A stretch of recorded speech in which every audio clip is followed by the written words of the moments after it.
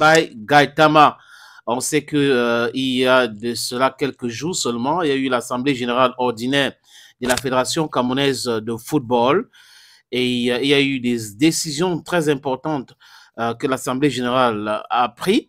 Il y a certaines personnes qui contestent cela, y compris le président du syndicat de footballeurs du Cameroun, Jérémy Sorenjitap, quelques heures après la décision de retirer l'agrément de Sinafoc. Il y a eu le comité directoire qui s'est réuni de ce côté-là et ils ont décidé de contester la décision de retirer l'agrément du Sinafoc. Pour lui ou pour eux, le Sinafoc doit rester membre de la Fédération camerounaise de football, même si la fédération ne veut pas du Sinafoc. Et là, le directeur des publications de l'œil de Sahel se trouve certainement à Zurich parce qu'on a vu une image de lui devant le siège du tribunal arbitral de sport à Lausanne, je vais dire.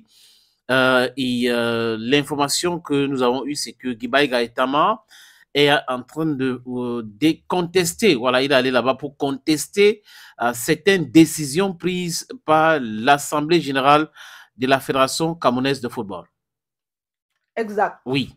Et il faut dire qu'il n'était pas présent. On a monté le siège de Gibai Gaitama. Il était absent, conspicuously absent lors de cette assemblée générale. Qu'est-ce qui explique cela? Et maintenant, pourquoi cherche-t-il à contester cette décision? Il y a même certaines personnes qui se moquent de lui. Certaines disent qu'il peut aller jusqu'à la Cour pénale internationale, que le TAS est petit, que certaines d'eux ont déjà loué une chambre au niveau de la TAS, au niveau du TAS, et que ça n'a pas donné jusqu'à présent. Donc, il continue et certains pensent aussi que c'est la distraction qui les donne autant d'argent comme ça pour aller contester les décisions de la fédération, parce qu'il faut dire que aller au tribunal, ce n'est pas de cacahuètes. Il faut payer les juges réunis aussi. Il y a des enquêtes qu'il faut mener. Donc, certainement, il y en a qui ont beaucoup d'argent pour dépenser dans ce sens. Est-ce qu'ils auront gain de cause? Pourquoi ne pas commencer par le tribunal arbitral, je veux dire la CCA, le comité olympique au Cameroun, qui a un tribunal qui peut arbitrer s'il y a des décisions qu'on a prises.